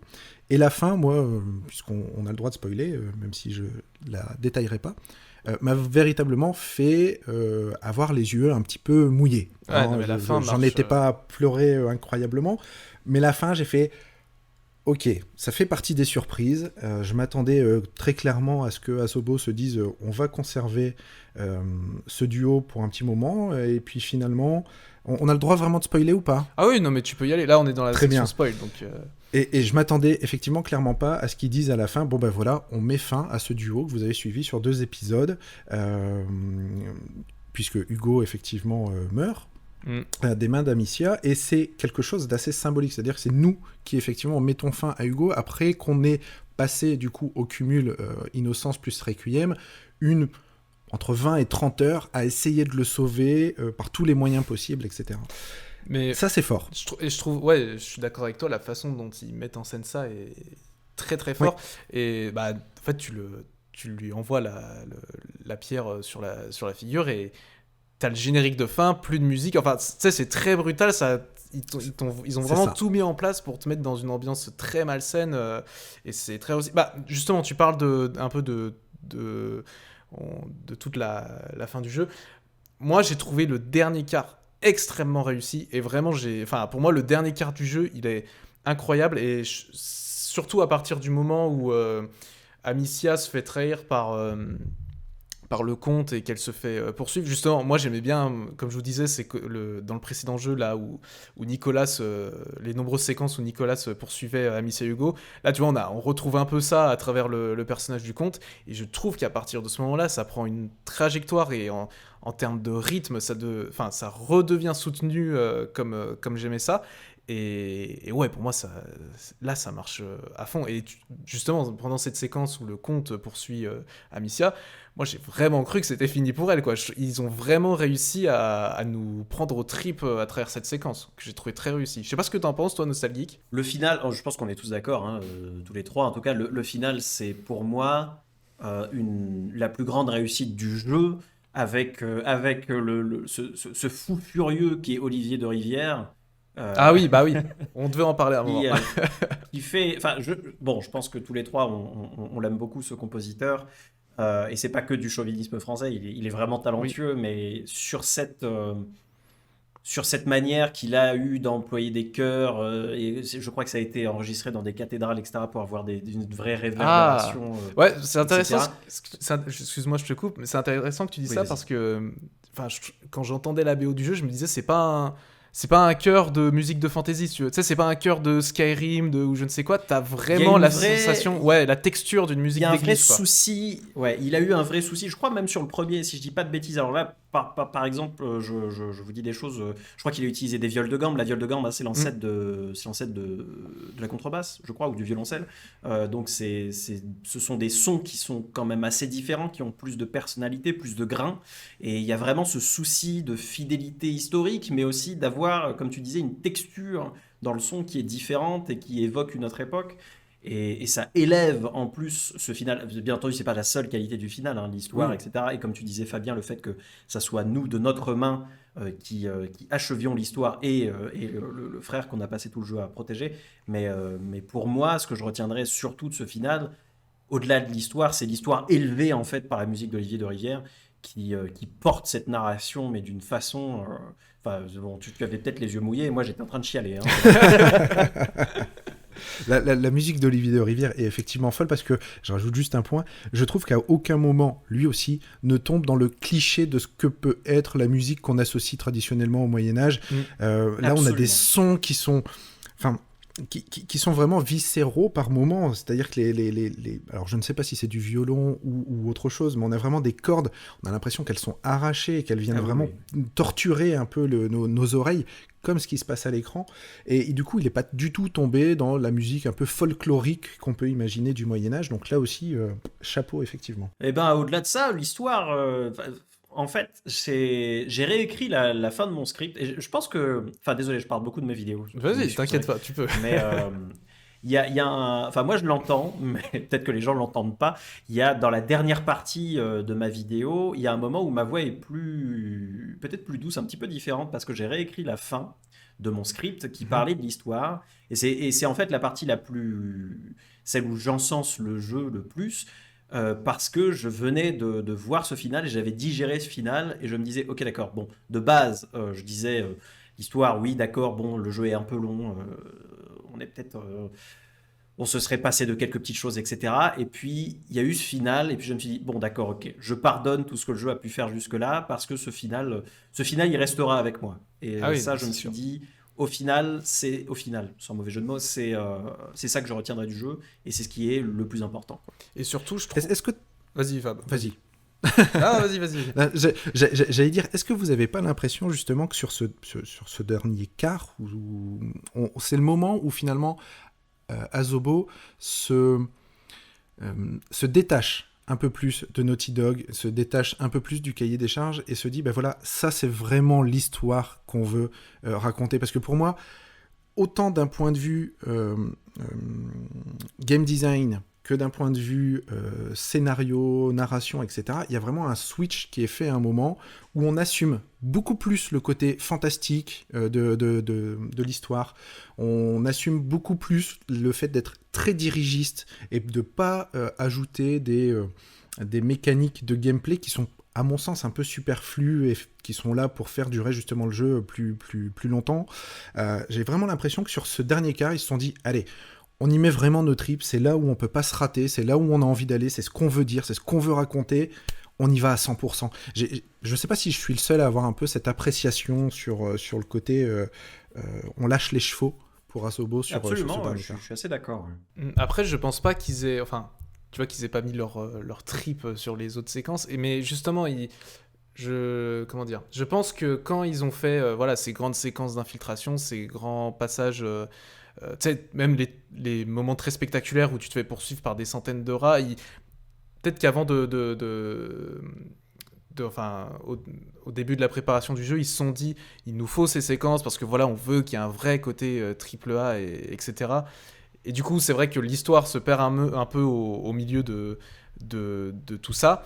Et oui, à la fin, comme il faut boucler et tout, là, ils retrouvent quelque chose qui est plus dans leur ADN. Là-dessus, je suis assez d'accord. Après, si je devais recontextualiser notre propos général au-delà du final, et tu parlais effectivement de ce côté cahier des charges avec lequel je pense qu'on est d'accord tous les trois, et tu parlais des courses-poursuites avec les rats, je pense la course-poursuite sur les toits de nuit, Oui, qui pour le coup, je me suis dit, bon d'accord, ils avaient envie d'avoir un moment Tomb Raider, voilà, c'est quoi. ça. Ou C'est ça. peut-être qu'il fallait avoir un moment Tomb Raider, mais en même temps, enfin je veux dire, nous trois, on est des gens qui jouons à beaucoup de choses. Mm. Je pense qu'on a vu, on a joué beaucoup d'expériences, notamment dans ce domaine du jeu narratif, d'aventure, etc.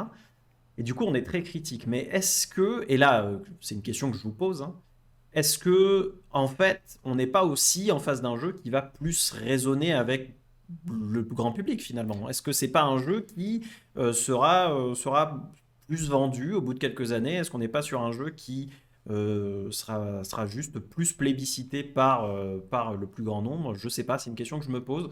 Je me dis qu'il y avait quand même peut-être cet objectif de parler à plus de gens, pas forcément s'adresser à ce public qui vise des expériences un petit peu originales de double A. Mm. Je pense à Hellblade par exemple. Il n'y a pas beaucoup de monde, j'ai l'impression, qui a joué à Hellblade. C'est un jeu que j'adore, mais voilà. Alors que je devine que l'approche actuelle de, comment il s'appelle ce studio, Ninja Theory, Ninja Theory. euh, je devine qu'ils sont en train d'essayer, enfin vu la communication qui est faite autour du jeu en ce moment, autour de la suite, on est sur un scope qui a grandi également. Je ne sais pas en termes de budget ou autre, mais est-ce qu'on n'est pas sur cette volonté, encore une fois, de parler à plus de monde, tout simplement, ouais, d'être plus, bon, encore une fois, je ressors le mot maudit, mais mainstream. Bah, surtout, en fait, je pense comment dire, on est tous d'accord pour le dire, le Asobo de 2022 n'est plus du tout, n'est plus le même que celui de 2019. En tout cas, entre-temps, il y a eu Flight Simulator qui, je pense, a changé beaucoup de choses pour eux. Et là, voilà, Requiem, faut aussi se dire que c'est un jeu qui est accessible dans le Game Pass, enfin, qui est très associé à Microsoft, malgré qu'il soit sur PlayStation, etc. Mais oui, je comprends tout à fait que cette fois-ci, comme le jeu va être accessible à plus de gens, il faut qu'il soit, il faut pas qu'il reste dans sa case de double A. Et honnêtement, je pense que malgré que tout ça ait entraîné plein de défauts, comme on le disait, moi je trouve ça extrêmement intéressant et je trouve ça mieux plutôt qu'ils soient restés dans leur petite zone de confort. Ouais, bah après, l'avenir nous dira un peu l'héritage que laissera Requiem par rapport à Innocence. Je sais Mm. qu'il y a une grande sympathie qui s'est installée chez les joueurs sur Innocence. À voir, bon, pour avoir vu un petit peu de loin la réaction de Twitter vis-à-vis du jeu, je pense que la plupart des gens ont l'air d'avoir quand même apprécié, même Oui, si la critique qui revenait, c'était effectivement un gameplay qui aurait pu plus évoluer et un rythme qui aurait pu être plus efficace. Voilà. Pour ce qui est de l'héritage, oui, voilà, on verra. On oui, verra à l'avenir. C'était juste histoire de me poser une question oui, comme ouais. ça. J'en attendais pas forcément de réponse parce que c'est difficile d'en apporter une maintenant. Mais voilà. Mais elle est clairement pas dénuée de sens. Alors je fais un parallèle avec le jeu de J-Sam qu'il mentionnait au départ, Mario et les lapins crétins Spark of Ouais. Ops. C'est que tout comme Mario et les lapins crétins Spark of Ops peut être une bonne porte d'entrée pour le tactical, sans doute que A Plague Tale Requiem peut être une bonne porte d'entrée pour le jeu vidéo. J'ai aucun mal, même si effectivement l'expérience m'a laissé un goût d'inachevé, j'ai aucun mal à conseiller ce jeu-là et à me dire c'est quelque chose qui va plaire à des gens qui viennent du cinéma et qui considèrent un peu le jeu vidéo comme un jouet. Avec ce type de jeu-là, on va effectivement pouvoir leur dire mais non, en fait le jeu vidéo c'est beaucoup plus large que juste un jouet. Et donc là, bah, regarde, il y a une histoire, il y a des personnages, techniquement c'est abouti, tout en conservant une approche qui est relativement simple d'un point de vue gameplay pour ensuite effectivement peut-être s'ouvrir à d'autres jeux. Je veux dire, je ferai jamais commencer personne par un Sekiro dans le jeu vidéo. Il faut de la progression. A Plague Tale peut sans doute être une excellente porte d'entrée et du coup, je pense que ta question, elle est à la fois loin d'être innocente ici, mais surtout, il y a déjà une partie de la réponse dedans. Mais tu sais, C'est que excuse-moi, je t'en prie. ça me fait rire que tu dis ça parce que justement j'y jouais chez mes parents au jeu et je sais que ma mère me regardait jouer et c'était l'une des premières fois où vraiment elle accrochait et tout, elle me disait ah qu'est-ce qui se passe machin, enfin tu vois elle a vu les visuels, elle a vu le côté balade, le côté tu sais français aussi forcément voilà je pense quand t'es français visiter des endroits qu'on connaît ça fait plaisir et du coup quand elle zappait des moments de l'histoire, parce que je jouais tout seul, elle me disait ah qu'est-ce qui s'est passé, et tu vois alors bon après je prends l'exemple de ma mère, je dis pas que tu vois ça représente tout le monde, mais tu vois je sens qu'il y a une certaine accroche, tu vois plus où tu vois si je joue à un Dark Souls ou quoi, bon ça va, c'est celui qui a la manette que ça intéresse, tu vois. Donc, mais voilà, c'était juste une petite anecdote parce que ça me faisait penser à ça, ce que tu me disais. Clairement, moi, je pense que c'est en tout cas un des objectifs. On n'a jamais eu autant de joueurs qu'aujourd'hui. Je crois qu'Asobo a déjà fêté son premier million de joueurs. Alors, j'ai pas vu million de ça. ventes, mais million de joueurs. Donc c'est plutôt encourageant, sans dire que ça soit exceptionnel, mais c'est plutôt encourageant, je pense, vu ce qui se passait en plus dans la période avec Call of Duty, etc., qui évidemment a fait des milliards de dollars de chiffre d'affaires. Mais oui, il y a clairement une volonté de ne pas s'adresser... de s'adresser à un public qui n'est pas effectivement ceux qui sont là depuis 20 ans et déjà convaincus, qui maîtrisent toutes les compétences manette en main, qui ont l'habitude de faire du Souls à tour de bras et qui attendent juste d'un jeu d'être à chaque fois plus difficile, plus exigeant et de les repousser dans le dernier retranchement. Il y a la volonté effectivement de suivre les pas de Naughty Dog, encore une fois. Mais... Enfin, malgré que, comme tu le disais, comme on le disait tout à l'heure, c'est la fin du duo Amicia-Hugo. C'est pas fini pour Plague Tale. Enfin, en tout cas, déjà, il y a cette scène post-générique que j'ai trouvé un peu bizarre. Enfin, personnellement, j'ai pas trop compris. Enfin, où... Il y a cet étrange cliffhanger. Ouais, où tu te dis, ok, où est-ce que ça va partir ? En tout cas, je pense que, enfin, c'est même sûr, en termes de jeux vidéo, ils se ferment pas les portes. Il y a le film qui est en préparation, qui est réalisé par Mathieu Turil, si je dis pas de bêtises, donc voilà, qui, pareil, tu vois, est dans cette intention de faire de Plague Tale quelque chose de plus mainstream. Donc voilà, c'est une licence qui va encore continuer à vivre, je pense que ce soit à travers d'autres personnages, à travers d'autres médiums. Bah là, tu vois, rien que pour la sortie de Requiem, il y a eu un roman qui est sorti en même temps, donc... ça va continuer à vivre, ouais. Mais il y a cette dimension qui, je crois, ne faisait pas du tout partie du premier opus, mais qui est assez...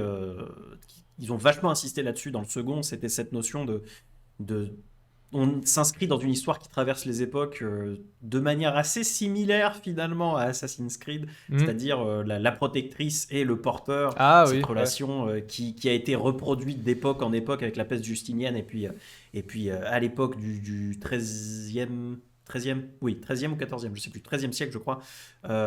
Et puis du coup ce cliffhanger, cette fin là qui nous laisse entendre que eh bien, le cycle continue, n'est-ce pas ? Donc c'est vrai qu'ils ne se ferment pas des portes. Après, est-ce qu'il y aura d'autres projets au Plague Tale ? Je ne sais pas. J'imagine qu'eux-mêmes ils attendent de voir si la mayonnaise prend. Hein. Bah, le film c'est sûr en tout cas. Je crois, le film, j'ignorais complètement qu'il y avait un film en production. Si, ouais. Donc oui, on a cette volonté, je suppose, qui est expliquée en jeu, plus ou moins, d'étendre l'univers, de signifier que il y a des histoires à raconter, que ça va continuer dans un sens ou dans l'autre. Et puis on verra. Hein. Et juste pour ajouter à ça, il faut savoir qu'après le premier, donc Innocence, il y a eu une réflexion qui a été menée chez Asobo, justement, de se dire, ils voulaient repartir sur A Plague Tale, puisque Focus était très content des ventes, mais il y avait une question qui était de se dire, est-ce qu'on repart avec Amicia Hugo ? Est-ce qu'on a encore des choses à raconter sur ce duo-là ? Ou est-ce qu'on met des nouveaux personnages ? Et il semble qu'il y avait déjà eu plusieurs travaux préparatoires avec d'autres personnages, d'autres histoires. Donc ça serait pas étonnant qu'ils ressortent ça du placard. Mais le voilà. Le 2 était pas prévu. Enfin, ils voulaient pas faire de 2, je crois, à la base, non ? Avant qu'il y ait eu tout le succès... Enfin, tu peux me confirmer, Fabien? Non, très sincèrement, je saurais pas dire avec Ok. précision si ils avaient tout de suite imaginé un 2 ou non. Parce que j'avais vu passer des articles, Euh, enfin après voilà, je suis plus du tout sûr, comme quoi à la base ils voulaient pas, ils pensaient que ça allait être un jeu unique quoi. Pendant longtemps, effectivement, ils ont dit que ils avaient fait, ils avaient dit ce qu'ils avaient à dire avec Amicia Voilà. et Hugo, et que donc beaucoup de monde s'attendait d'ailleurs que A Plague Tale soit repris, mais qu'on y associe un autre nom et donc d'autres personnages. Ok. Donc je pense qu'il y avait déjà l'idée de se dire, on peut faire, on peut. Je ne sais pas s'ils avaient déjà l'idée de vouloir, mais en tout cas ils pouvaient faire autre chose avec A Plague Tale et effectivement raconter d'autres histoires, d'autres périodes, etc. Bon, là, ça a été une suite. Est-ce que ça a été une suite parce que véritablement ils étaient convaincus d'avoir des choses à dire? Et je pense que quand on voit effectivement la fin, bah oui, il y avait clairement de quoi faire. Il y avait le matériau qui était là. Ou est-ce que ça a été un petit peu poussé, susurré à l'oreille par Focus aussi, parce que je pense que c'est rassurant pour un éditeur de se dire bon, on va pas tout changer, il y a déjà eu un beau succès, il faut capitaliser dessus. Ça, c'est vraiment des choses que je suis incapable de dire, et il faudra sans doute que les questions soient posées en interview ou autre pour qu'on puisse savoir un peu plus comment ça s'est passé, si ça a un intérêt. Juste, du coup, je suis allé vérifier pour la datation. Alors, ce sera pas un film, mais une série, en fait. Et donc, c'est pas Mathieu Turil, je me suis trompé, c'est Mathieu Turi. Voilà. Donc, là, qui va réaliser Gueule Noire et qui a réalisé un film d'horreur qui s'appelle Méandre, que j'ai pas vu, mais voilà, qui est un film d'horreur français, si jamais vous voulez regarder. Très bien, messieurs. Bah, écoutez, je sais pas si vous avez encore des choses à dire sur le jeu, s'il y a des points que vous voulez encore évoquer. Bah, si je devais faire un petit bilan, Vas-y. Attends, juste avant je de faire le dirais- bilan, Oui, je me vas-y. suis rendu compte qu'il y avait un truc que j'avais totalement, enfin, dont je voulais parler par rapport aux propos du jeu. En fait, pareil, je trouve ça très intelligent. En fait, ce qu'ils ont fait sur la fin, c'est que la fin du 1, c'était un peu une escalade vers la violence et la démesure. C'est-à-dire qu'à la fin, voilà, t'avais ce combat de boss final, bon, qu'on apprécie ou pas, avec toute cette nuée cette tornade de rats, etc. Et voilà, c'était la fin de jeu vidéo typique. Et là, sur le 2, on est sur quelque chose qui est totalement l'inverse, c'est-à-dire tout le jeu raconte un peu cette grande escalade vers la violence d'Amicia Hugo. Et à la fin, donc, on est sur le chemin contraire, où cette fois, ils vont devoir se retourner à quelque chose de plus sage. Et j'ai trouvé ça extrêmement intelligent parce qu'il y a, notamment sur la façon dont se déroule la fin par rapport au gameplay, c'est-à-dire que tu n'as pas de boss, tu dois ne pas te battre pour une fois. Et moi j'ai trouvé ça très malin, le fait que voilà, sur la fin le joueur doive refuser la violence pour un peu se libérer de toute cette douleur qu'ont les personnages d'Amicia et Hugo. Je sais pas si vous l'avez ressenti comme ça. J'ai ressenti un changement de structure dans le sens où j'avais vraiment le sentiment que le premier comptait une histoire en 3 actes et le second comptait une histoire en 4 actes. C'est-à-dire que effectivement, on avait la clôture du 3e acte, je dirais, c'est le combat contre le comte, en fait. Là où Hugo, on a ce boss fight qui est finalement si je dis pas de bêtises, le dernier gros boss fight du jeu. Peut-être que je me trompe, mais il me semble pas.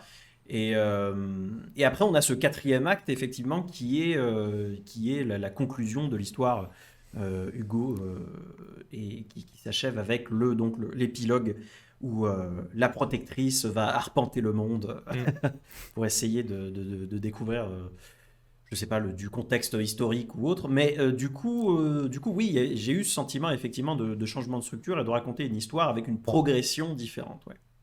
Ok, Fabien, je sais pas si toi aussi tu l'as ressenti comme ça. La même ici, même si effectivement, alors c'est pas un boss fight, mais on a le combat entre la muraille et justement le comte qui entame ce dernier quart. Et puis derrière, effectivement, il y a plus trop de combats.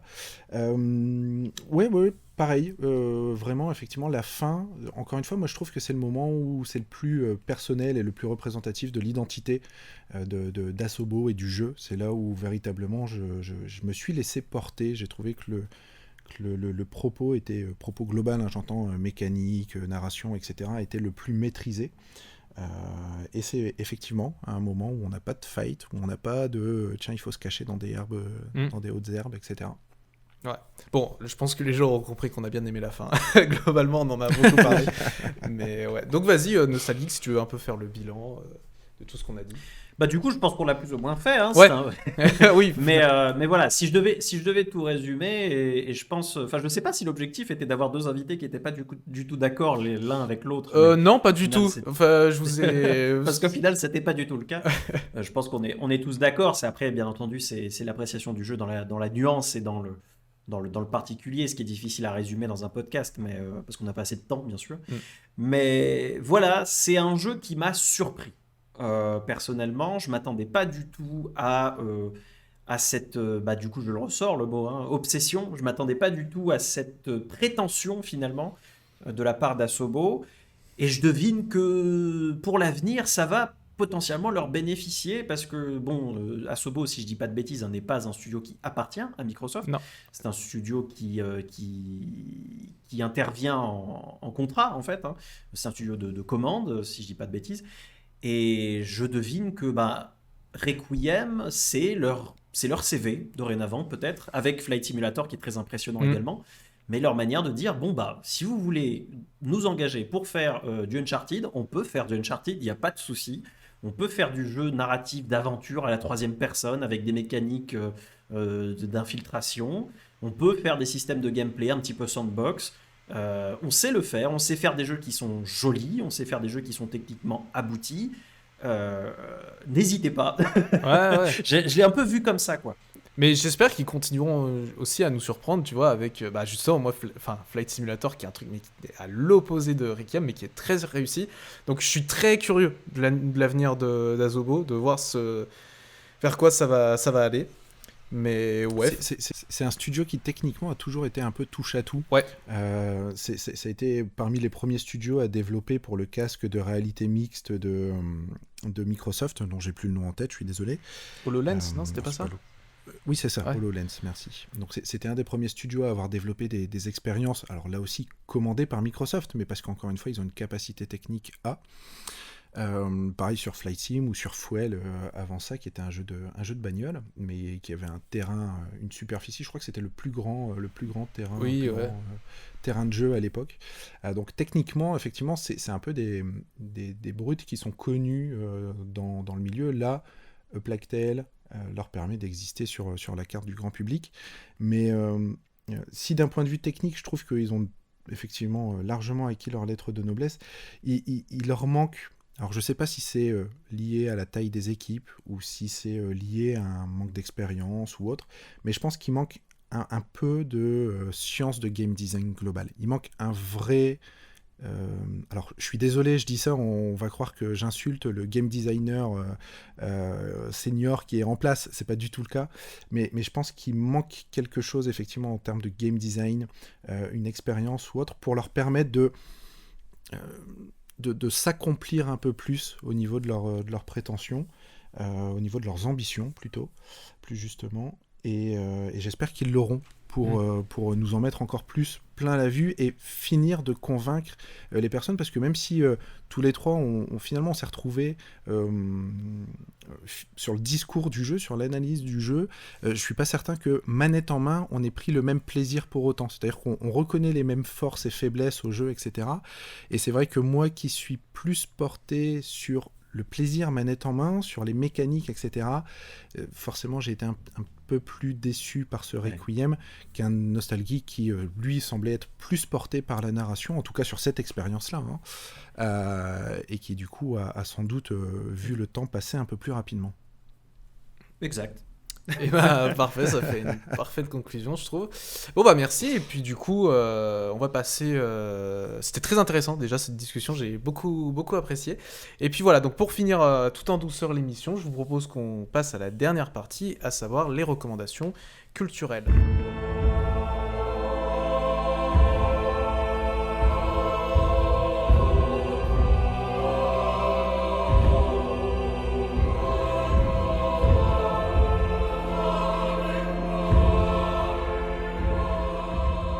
Juste pour apporter un peu de contexte aux gens qui nous écoutent, ce cher Jissam nous a demandé de choisir un objet culturel à commenter, à présenter.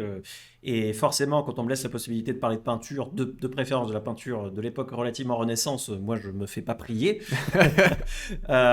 Du coup, en fait, c'est quelque chose que j'aime bien faire dans mes vidéos. C'est, on a on a un propos sur un jeu X ou Y, et puis je dis, en fait, ça me fait penser à cette toile pour X ou Y raison. Là, on parle effectivement de cette peste noire, de cette macula qui est une sorte de jugement des dieux, de jugement dernier, qui s'abat comme un cycle inéluctable sur la civilisation. Donc j'ai choisi un tableau un peu apocalyptique. Alors il ne s'agit pas d'un tableau de Bosch, ça ressemble à un tableau de Bosch, mais ce n'en est pas un. C'est le triomphe de la mort de Peter Bruegel. Alors Bruegel, ça s'écrit Brueghel, Je vais dit regarder l'ancien, ça. hein, c'est son sobriquet.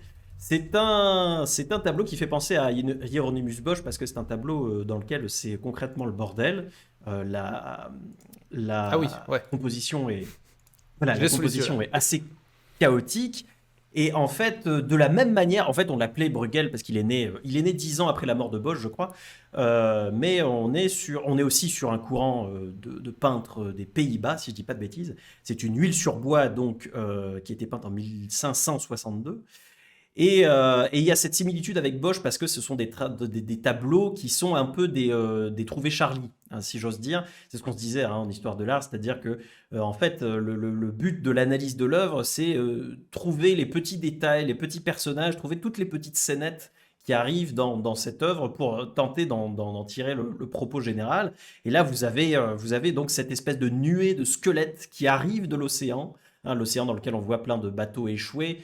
On voit un bastion sur la colline hein, au fond, et puis cette armée de squelettes qui arrive et qui ravage le monde, qui ravage toutes les classes sociales, hein, de la noblesse aux paysans le plus pauvre, et cette armée de squelettes qui est totalement inarrêtable. Donc cette notion de nuée en fait qui m'a rappelé le jeu bien entendu. Et donc la terre est stérile. Hein, je lis un peu mes notes parce que bon je me suis fait une petite analyse d'œuvre avant le podcast. Ça sera pas trop long, mais voilà, dans le coin inférieur gauche, vous avez un roi qu'on reconnaît à son armure, à sa couronne. Il y a un squelette il est allongé sur un squelette, et puis le squelette tient à côté de sa tête un sablier pour lui dire que son temps est compté. Mais lui, il n'en a cure puisqu'il demande à un autre squelette de récupérer ses richesses dans les tonneaux à côté. Vous avez donc cette terre stérile, cette terre jaunie, brûlée, qui annonce hein, la fin des temps. Je crois que c'est dans l'Apocalypse. Hein, je crois qu'il y a cette notion-là. Vous avez 4 chevaux, notamment. Alors, il y a 2 chevaux dans le très arrière-plan, puis 2 chevaux à l'avant-plan qui symbolisent bien entendu les 4 cavaliers de l'Apocalypse. Le cercueil géant sur la droite de l'œuvre dans lequel s'engouffrent les gens. Le cercueil géant, en fait, qui est un piège qui est actionné, on le voit tout à droite par un squelette. Vous avez vraiment cette pagaille, cet apocalypse du monde entier qui se fait anéantir par cette nuée de la mort. Bon, bien entendu, c'est une sorte de memento mori, hein, cette œuvre de dire aux gens, souviens-toi que tu vas mourir. On est bien après l'époque de Plague Tale Requiem, mais il me semble que non, bien sûr, ça n'a pas été le dernier épisode de Peste Noire en Europe, hein, celui qui est symbolisé en jeu. Et c'était une époque, bien entendu, où où les gens côtoyaient la mort quotidiennement. Et voilà, donc c'était un tableau qui, je trouve, était à propos quand on parle de Plague Tale Requiem. Tu as une idée des dimensions de l'œuvre? Parce qu'elle m'a l'air Alors, c'est un assez tableau colossal. assez grand. C'est un tableau. Alors, je n'ai pas les dimensions là, mais je pense. Comment dire? Attendez, je vais essayer de vous trouver les dimensions Vas-y. rapidement, si vous me permettez. Parce qu'il a l'air effectivement d'avoir beaucoup de détails sur des, Ouais. sur des éléments au Voilà, je les loin, ai 117 cm sur 162. Donc, on est sur quelque chose d'assez grand quand même. Ok, quand ouais. même. Effectivement. C'est assez impressionnant. Non mais incroyable, trop bien comme reco, je m'y attendais pas. Mais moi qui vis encore la période des cours d'histoire de l'art, j'étais dedans là. Mais ok, bah super reco, écoute. Fabien, qu'est-ce que tu as à nous présenter toi? C'est évidemment en lien avec Plague Tale Requiem aussi. ou pas. Non, moi je vais vous parler juste de mon livre de chevet du moment. Alors c'est pas vraiment un livre, en fait c'est un manga, c'est Les Enfants d'Hippocrate, qui est une œuvre qui est sortie il y a assez peu de temps. Je crois que le premier tome est sorti en juin, et là on doit être au 4e ou 5e tome en France, publié par Mangetsu. Donc Les Enfants d'Hippocrate, c'est simple, c'est une œuvre qui m'a fait pleurer direct dès le premier tome, où en fait on va suivre Mako, qui est un jeune pédiatre en hôpital, donc ça se situe au Japon, temps moderne, et en fait on va tout simplement suivre son quotidien dans le service pédiatrie d'un hôpital.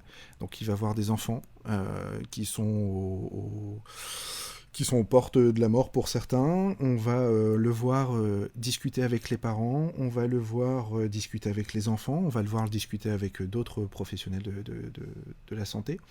Et je trouve ce manga particulièrement intéressant, parce qu'il va justement nous montrer autre chose que simplement les enfants malades. La maladie, c'est quelque chose qu'on connaît. Alors, on parlait de Plague-Tale, mais il y en a beaucoup, des maladies infantiles encore plus. Et en fait, il va s'intéresser à toute la psyché qu'il y a autour de ça. Le rapport, justement, avec les parents. Le fait de prendre ou pas au sérieux des symptômes, de prendre ou non au sérieux des mots qui vont être dits, qui vont être partagés. Le fait de comment on peut gérer de la pédiatrie, de la maladie quand on a peu de moyens. Et je pense que c'est quelque chose qui fait un peu écho aussi en France, mais dans beaucoup de pays dans le monde.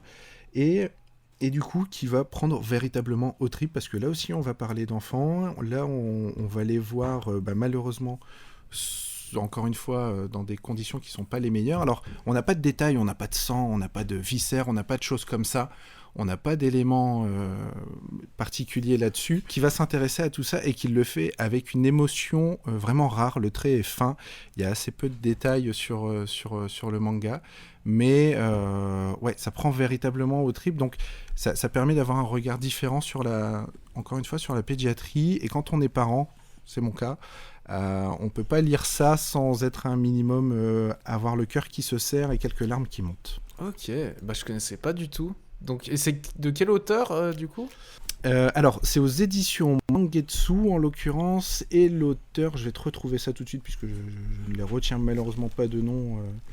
Les noms japonais, j'ai un peu plus de mal. Alors, je triche. C'est Toshiya Higashimoto. Ok, très bien. Et voilà. Je connaissais pas du tout, mais ouais, ça m'a l'air super bien. Du coup, je vais passer à ma reco pour finir. Donc c'est bien, on a eu de la peinture, on a eu du manga, et personnellement, je vais vous parler de stand-up. Je sais pas si vous êtes grand consommateur de stand-up, mais sur Netflix, dernièrement, est sorti le spectacle de Panayotis Pasco, qui s'appelle Presque, et que j'ai beaucoup apprécié. Donc il l'a écrit avec Fari et Jason Brokers, qui sont deux humoristes assez connus du milieu, et que j'avais vu en spectacle, et qui aussi je vous conseille leur spectacle, notamment Fari a 2 spectacles sur Netflix aussi. Et du coup Panayotis Pasco, qui est un spectacle dont les thématiques tournent beaucoup autour des sentiments, de ses relations compliquées avec les femmes, avec son père, etc. Et qui est donc un spectacle très... Bon, déjà, qui est très drôle. Enfin, moi, j'ai eu des sérieux... j'étais mort de rire devant. Mais qui est aussi très tendre. Et je trouve qu'il réussit un truc que peu d'humoristes réussissent dans l'écriture. C'est-à-dire que souvent, dans les spectacles, quand tu regardes... Bon, après, je suis pas le plus grand connaisseur, mais quand tu regardes du Kian Kojandi ou autre, quand on passe dans le moment émotion, on fait plus de blagues, tu vois, il y a une sorte de rupture. Et là où je trouve Panayotis très fort, ces blagues sont à double lecture, en fait.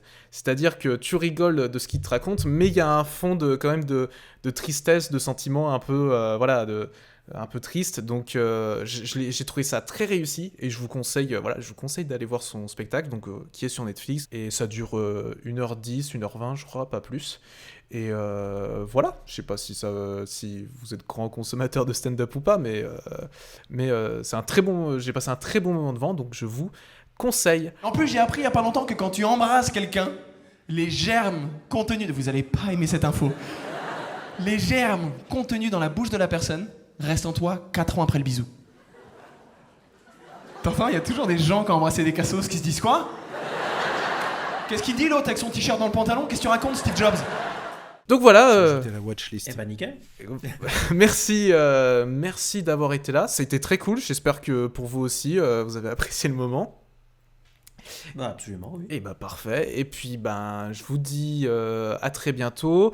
Ah oui, mais attendez, je suis pas poli. Où est-ce qu'on peut vous retrouver? Chacun, nostalgique, où est-ce qu'on peut te retrouver? Quels sont tes futurs projets? Vas-y, fais-nous du teasing. Oula. Qu'est-ce que tu vas faire de ta vie? Non, quand Dis-nous même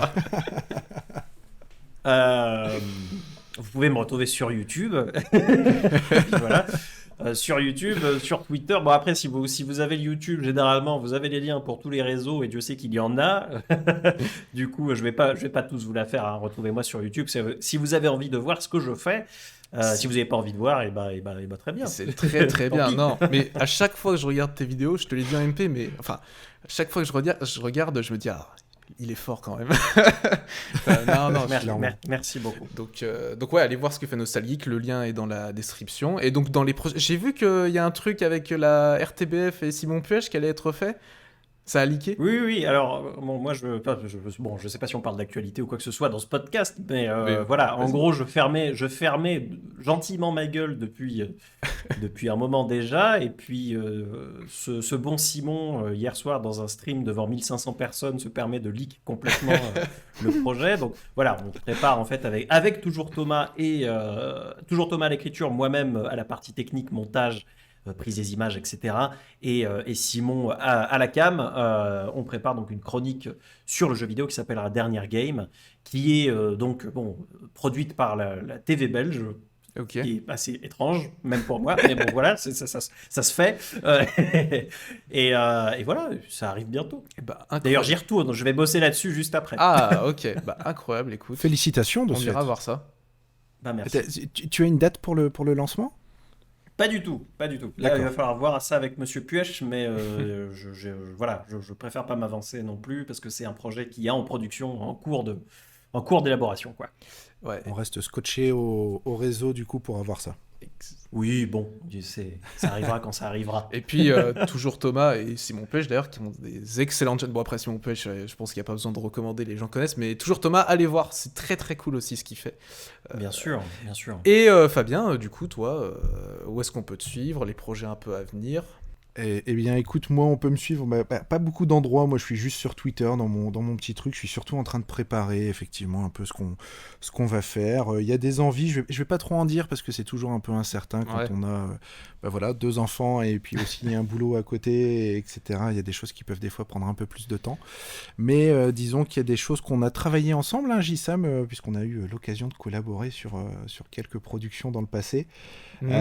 Qui me porte toujours et que j'aimerais bien retrouver à l'avenir. Donc voilà, j'aime particulièrement ce que fait NoClip et je me dis que ça manque de NoClip français dans le paysage. Je me le dis tous les jours.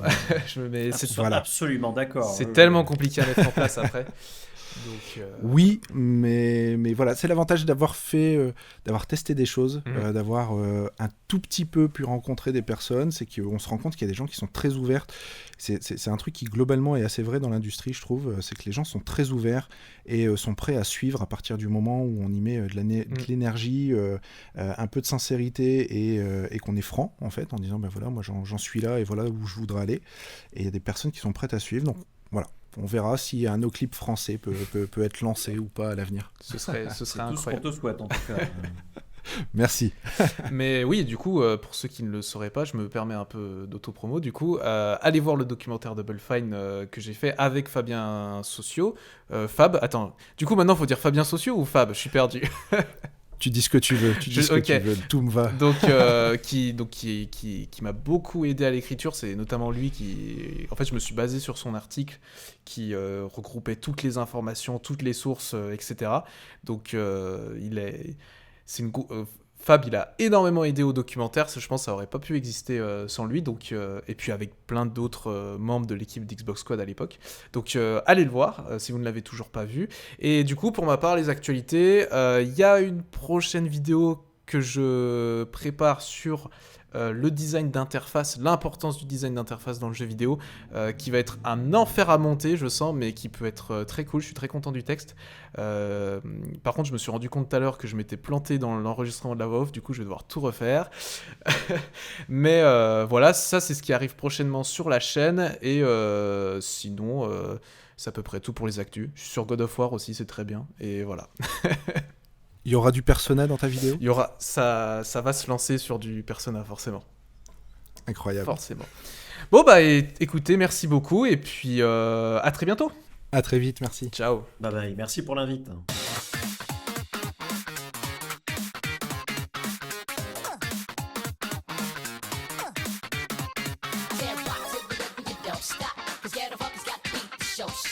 Get up with the rhythm, you don't stop.